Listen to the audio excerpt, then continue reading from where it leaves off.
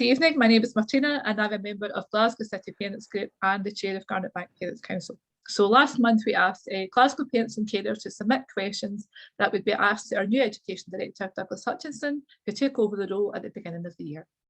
Thanks to everyone who took their time to send in their questions. We hope this recording gives you more clarity about Glasgow's approach, and hopefully it gives you a better insight into Douglas's plans and his new role as Glasgow Director of Education. So welcome, Douglas, and thank you for joining us tonight. I think we'll just get started as we've got a few questions to get through. So I also like to note that when we say parents, we actually refer to parents and carers as well. So the first lot of questions, Douglas, is quite general questions. Some are general questions around education, with some themes including its Gaelic medium education, attainment and digital learning. So obviously I'll just rattle through these. So do you think getting it right for every child is being applied across all Glasgow schools? And how do you think it could be improved? The short answer for me is yes, but the obvious response to that would be, well, how do you know? You've only been here for 8 weeks and you've not been in every school. And that's true. But I know teachers, I know head teachers, and I could not believe that there is a head teacher anywhere who wouldn't want to get it right for every child. I think they're professional, they're committed, and they're in the profession because they want to get the best for every kid. Consistency in an authority the size of Glasgow, consistency is always going to be an issue. There are going to be some people that are better at it than others. But I would be absolutely convinced that every adult working in schools is doing their best to get it right for every child. That would be my view on it. Thank you. Next question. How will Glasgow Education Services ensure buildings are fit for purpose with appropriate class sizes that can accommodate the demand in catchment areas? As I said, I'm not here that long, but I do know already that this is a fairly complicated issue. Glasgow has got the capacity across the whole city for every child and young person. The problem is that it's just not in the right place, and that means that we need to go through an exercise where we cap the role. People might need to go to a second choice, for example. So it's complicated. We're doing our best. If I could comment on the school estate in Glasgow, what I've seen, the school estate is in good condition. Glasgow has clearly invested in its school estate over a number of years to do its best to make sure they've got good quality schools in the right places. But the city population changes over time, and sometimes there's greater demand in one area than in another. And so we're constantly responding and doing our best to get the capacity in the right place. But it's not something you can just change year on year. It sometimes takes a bit of time. So that's about planning for the future and doing things. You know, I know that, say, St Andrews, huge secondary school, we're putting temporary accommodation on site to allow more catchment pupils in, and we'll try and manage that situation over time. But it's a complicated exercise every year, given the number of young people moving into the authority and transitioning, say, from primary to secondary and so on. We do our best, but I absolutely recognise that there are disappointments and inconveniences for some people, but we absolutely do our best to try and meet the needs of families. Sure, thank you. So what is Glasgow's plan to provide more vocational education for S3 onwards?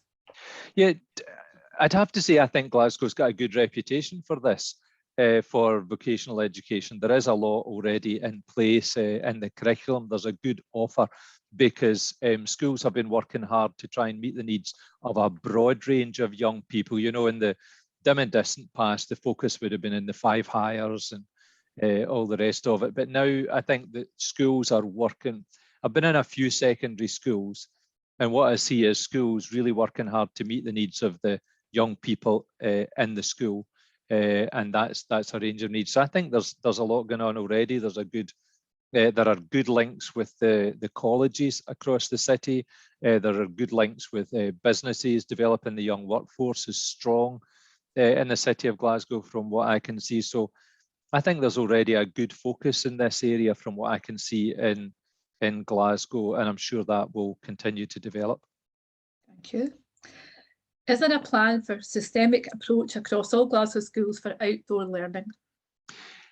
Outdoor learning has really come into its own as a result of the pandemic. Actually, there's been a much stronger focus on learning outdoors and how can we make better use of outdoors, you know, that whole issue about good ventilation and so on. And I'd say we're doing well in early years. It's stronger in primary from what I've seen. I was in a school, I was in Codder Primary last week. They've got a lovely outdoor classroom. It looks great. They've got great outdoor space there.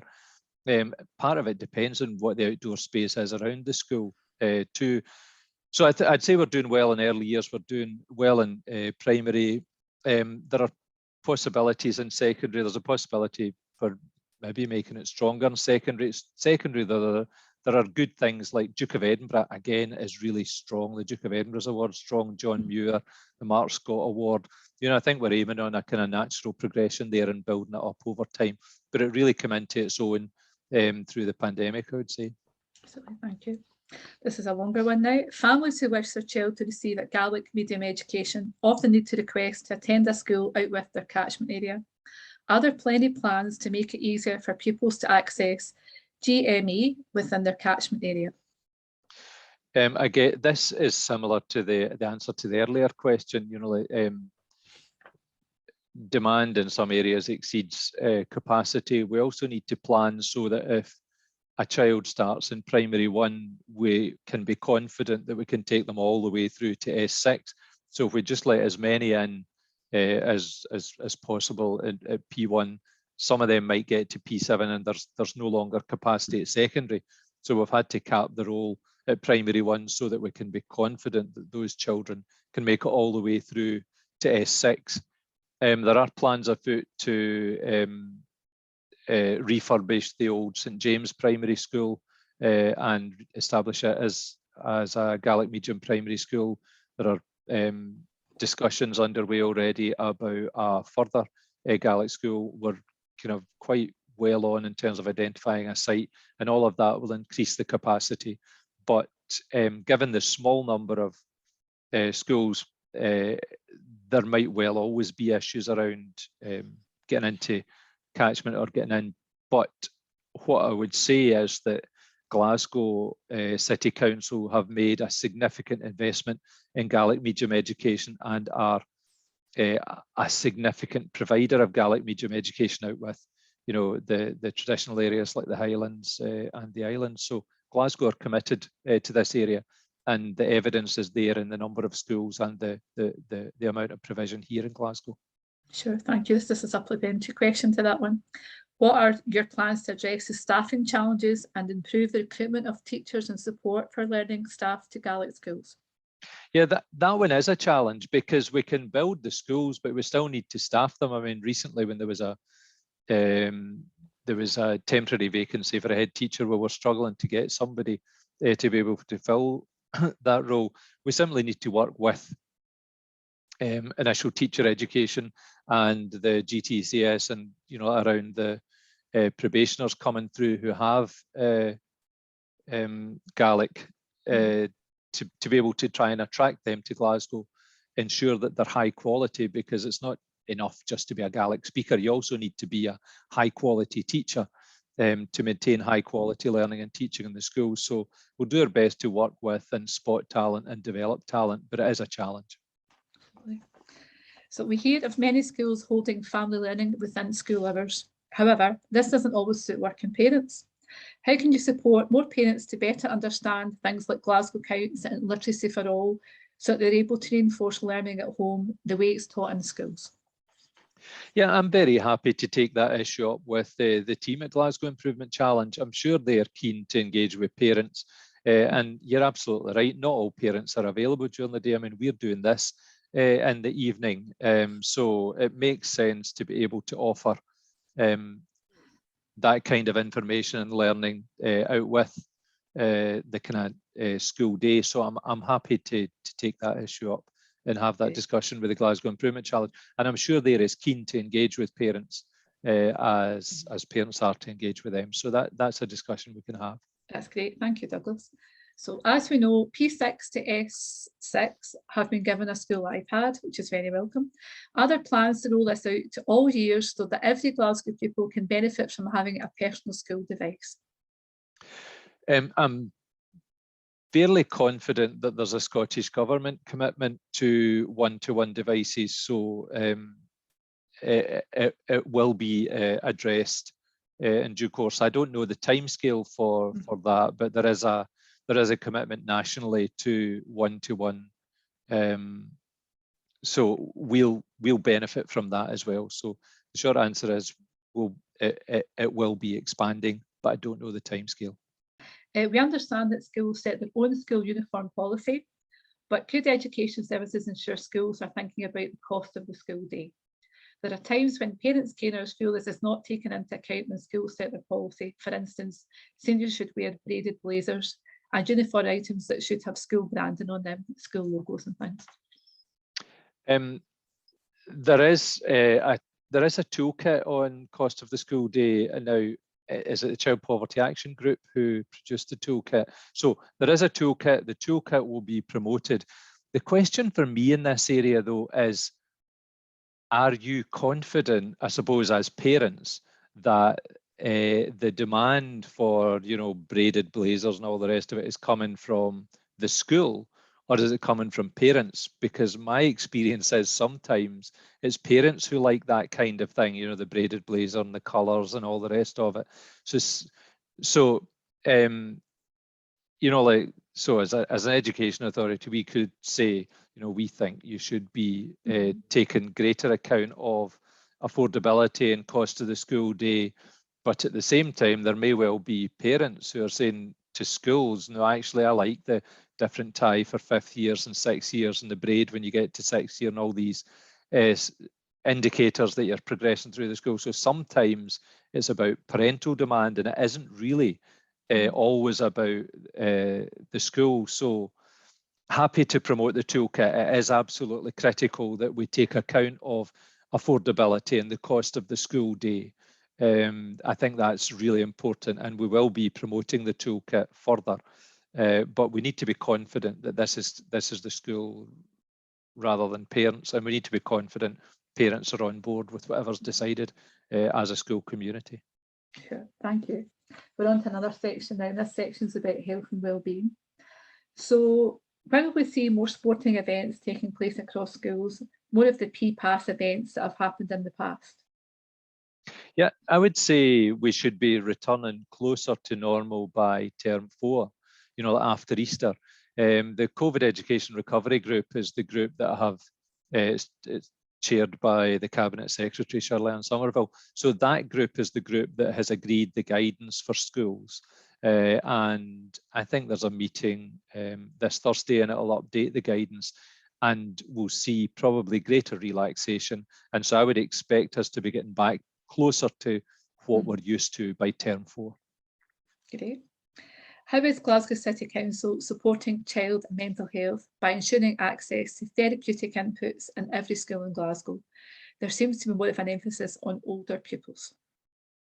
Yeah, certainly the counselling in schools seems to be going well. That's managed by Barry Syme, one of the city principal educational psychologists, and he seems to have a really good overview of what's on offer. The focus in terms of the funding was on secondary schools, and a view that there should be one for every secondary school, but that provision should be extended down into primary schools as well. But you're right, the focus, I'd say, the counselling in schools, but there are a range of other supports as well. Teachers are doing training on mental health first aid, SAMH training, and so on.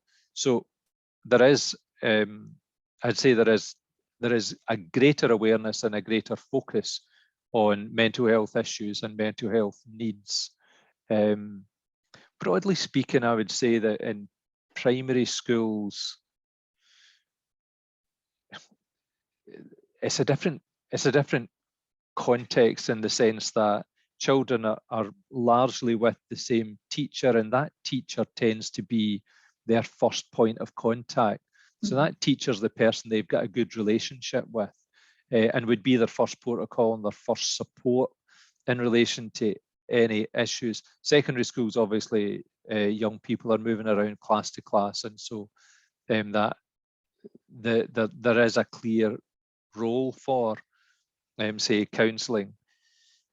And we could talk about it all day. I mean, I don't think counselling is the only way forward. I think counselling works for some young people, you know, that kind of talking therapy, but there are other young people that need something different. But anyway, there's a big investment in this area from Scottish Government. There's a big focus on it through educational psychology services in the city, and there is greater awareness. I mean, I know that some of the primary schools are using their pupil equity funding to buy in supports in this area through people like Place to Be, for example, are fairly active in a few of the primary schools. In fact, I'm going to Croftfoot Primary School tomorrow morning to meet with the school and hear from some of the children on the work that Place to Be have been doing. So they're using pupil equity fund for things like that. So it's in schools. So there is provision in schools, but it's a major area of focus. Okay, thank you. Can you explain Glasgow's decision to distribute the Scottish Government Health and Wellbeing Census? What is the purpose of this census? Yeah, I mean, I know there was a lot of fuss about it in the run up to it. People tended to focus on the sexual health questions that were for S4, 5 and 6, saying they were intrusive and all the rest of it. The issue for me is, I think sometimes as adults, as people working with young people, we think we know what's going on in their lives.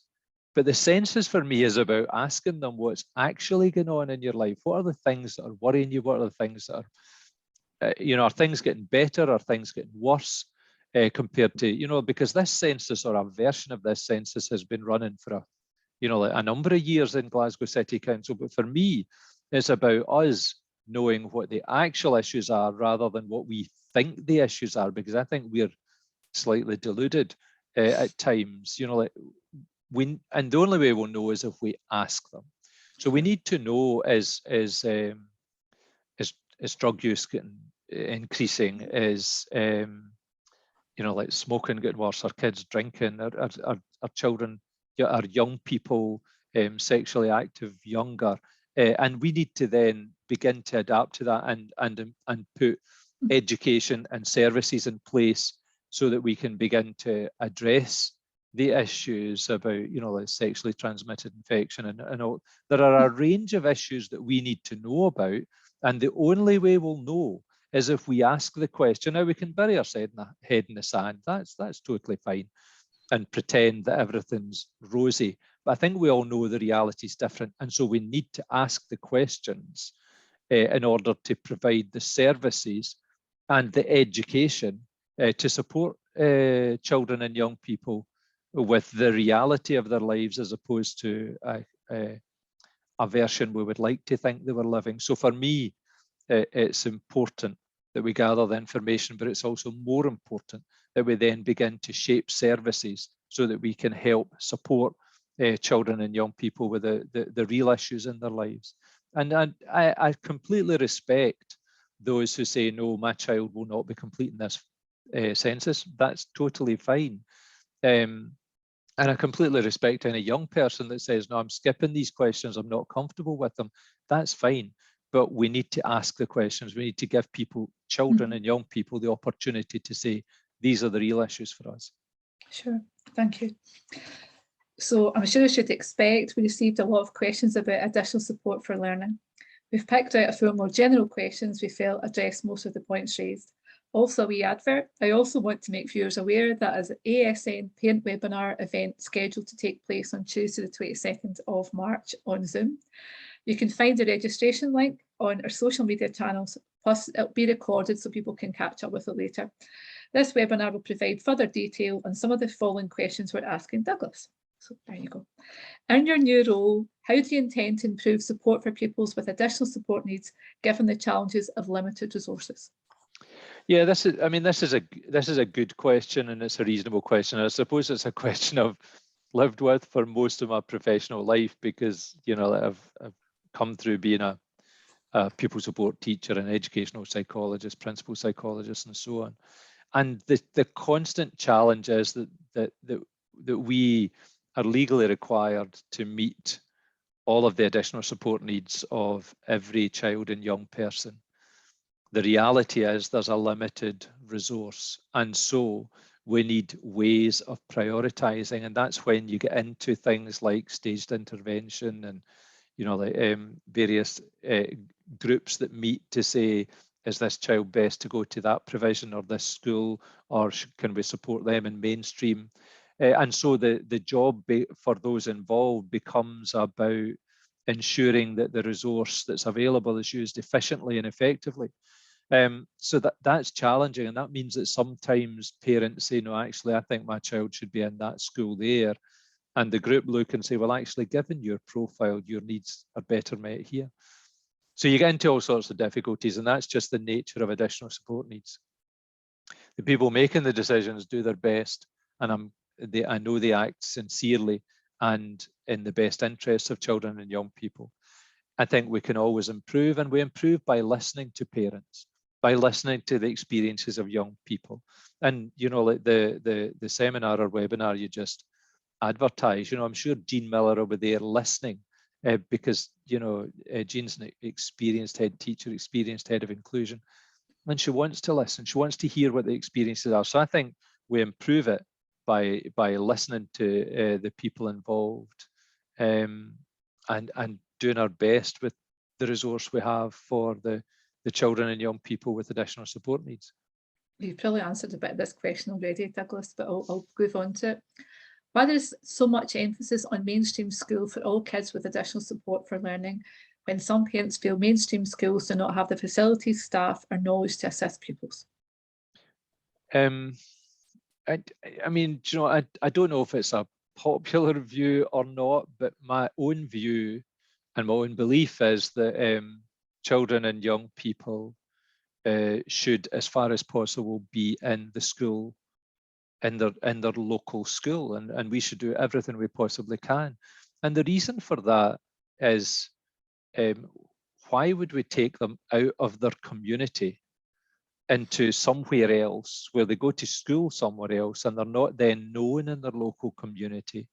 They're going to leave school at some point, and they're going to go back to their local community where potentially they're not known. So for me, it's important that children and young people are part of their local community. They're known by the people in their area and their neighbourhood and their street.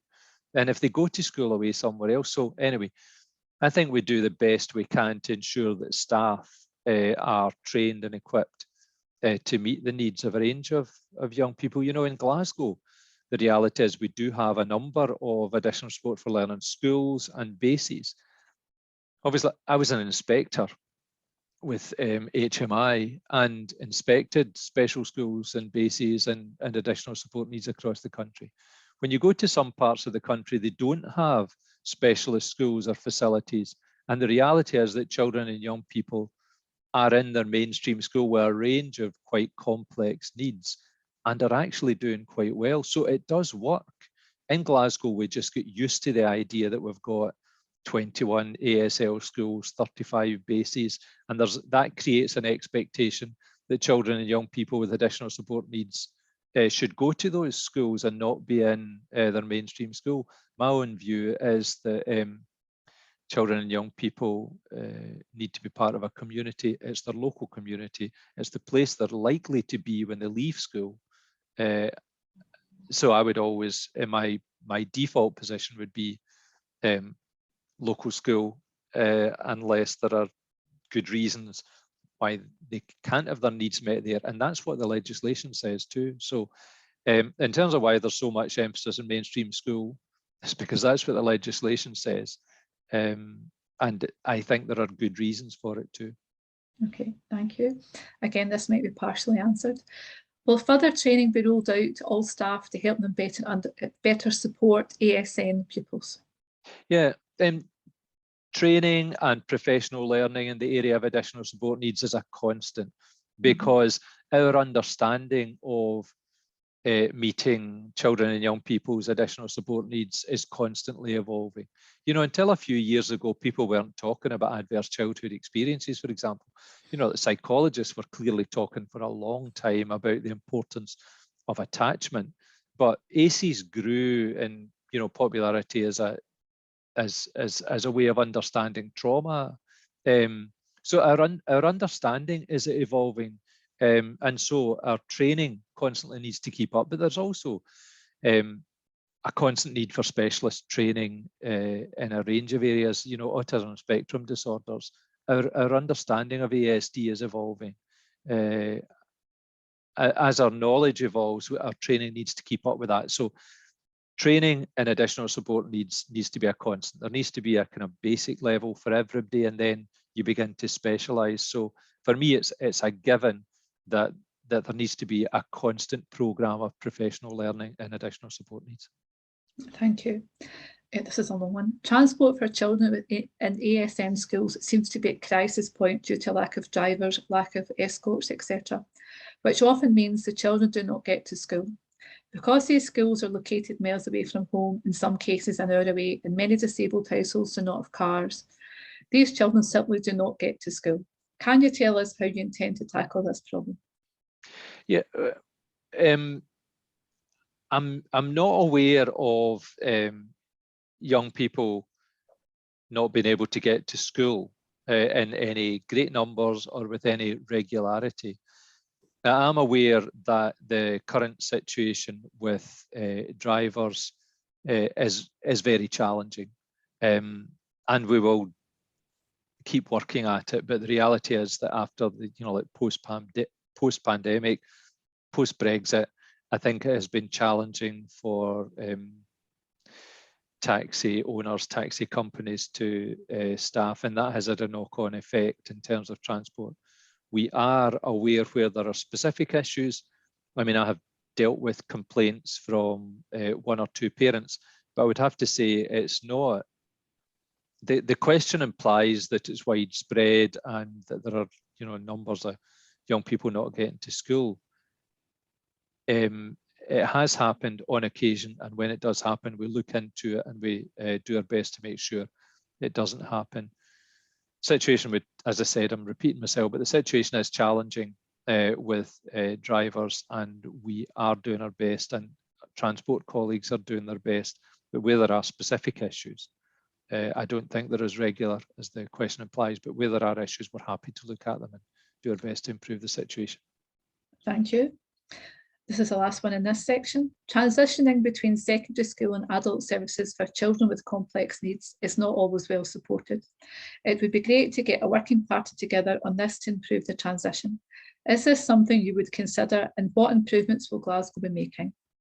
Yeah, absolutely. Interestingly, I was just talking to Jean Miller this afternoon, and there is a working group going to be pulled together. We're just waiting on a response from one or two people within the organisation that need to be part of that. Clearly, adult services need to be a significant part of it. The transition from children's services or school into adult services is challenging, and it is a time of anxiety for parents and for young people. So a working group is coming together, but maybe Jean again can talk more about that on the 22nd. Okay, thank you. So this is the next section is about parental engagement. Over the past 2 years, we have had many challenges trying to maintain parental engagement across schools, so it's only natural we have received some questions about this, as you can imagine. When will we see more in-person parent events happening in schools, like sports days, school shows, etc.? And can you guarantee a more consistent approach to these across the schools? I suppose you mentioned that a bit earlier on, but if you could just maybe go over a bit of the supplementary bits I've been asked here. Yeah, again, as I said earlier, the guidance will be coming out. It's more likely things will kind of move back towards closer to normal by about term 4. But again, it's always going to be determined by what's happening with COVID. You know, like so if a particular area has high case numbers, it might be the school decide actually we're not going to go with an end of year like celebration event or awards ceremony or, transition event. So it'll depend what's happening in an area. So the issue of consistency, you might hear that, oh, that school over there are having a big end of school end of year celebration and we're not. That's a scandal. But it might be that we've got high case numbers. So it will just depend on what's happening with COVID. But once again, I expect that we'll be moving much closer to, I hope we're moving much closer to a normal end of term at the end of this school year and beyond, because I do recognise that there's so much has been missed. Like kids missed their proms and their, all the events that mark transition and moving on have been missed over the last couple of years. Yeah. So I think everybody would like to see that returning closer to normal. Absolutely. It became very apparent during lockdown that reporting on pupils' progress varies greatly across Glasgow schools. Is there a need for a more consistent approach? Could parents be involved in development of that new approach?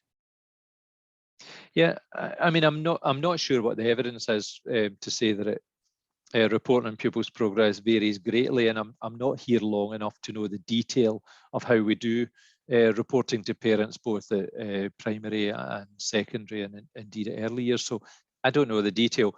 What I do know is that we are currently working on a tracking and monitoring tool, and that should lead to greater consistency in terms of reporting. But I mean, parental feedback on the issues is clearly always welcome, and I mean, like, I'd be happy to get the views of through the Glasgow Parents Forum on what the issues are. Right, thank you. You'll be glad to know this is our last section, Douglas. I think you've done very well. With the future rollout of free school meals, the quality of our school pupils' meals is always a topic of conversation. So we have a couple of questions on this, as you can imagine. In your opinion, what's the relationship between healthy eating and learning? How will Glasgow be addressing this in the next year? Clearly, there is a link between good nutrition. Think of that Maslow's hierarchy. Having your basic, like physical needs met is at the very, the foundation there. So, good nutrition means you're ready to learn. You're not thinking, like you're not hungry. So there is clearly a connection between good nutrition and the ability to learn. So in terms of how Glasgow will be addressing this in the next year, that's a harder one.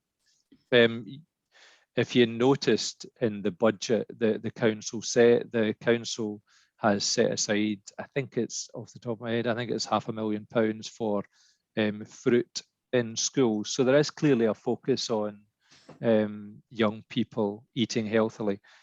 As ever, it kind of touches on the general question of school meals. As ever, the challenge is we operate in a city and young people have a range of choices. And while we focus on healthy options in school dinner halls, if you've got somewhere at the corner of the street that's selling chips and cheese or chips and curry sauce or chips and, whatever, that we can't do in the school or we don't do for good reasons because it's not a healthy option. Sometimes kids are voting with their feet and that's what they want. So the options in school dinner halls are good quality and they are nutritious, they are low salt, they are low fat, they are low in processed meat.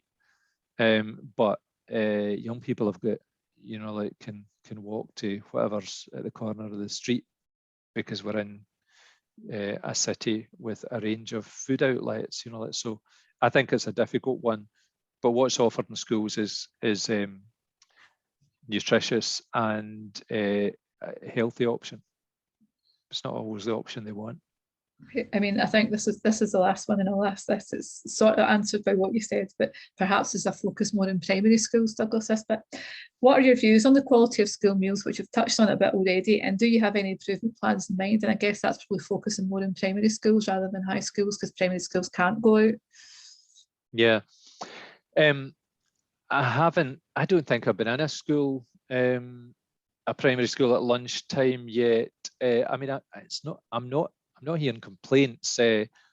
When I was an inspector, I was in Glasgow primary schools. That's a long time ago, right enough. And you know, the inspectors always look at there was usually a health and nutrition inspector joined the team, and you know, I'm not aware of any major issues. It looks to me, from what I can see, good. We'll work with Glasgow's food plan generally on the issue of food and access to healthy, nutritious meals, but it's not something I have formed a strong view on, but it's not something that's jumping out as a big issue for me. Okay, thank you.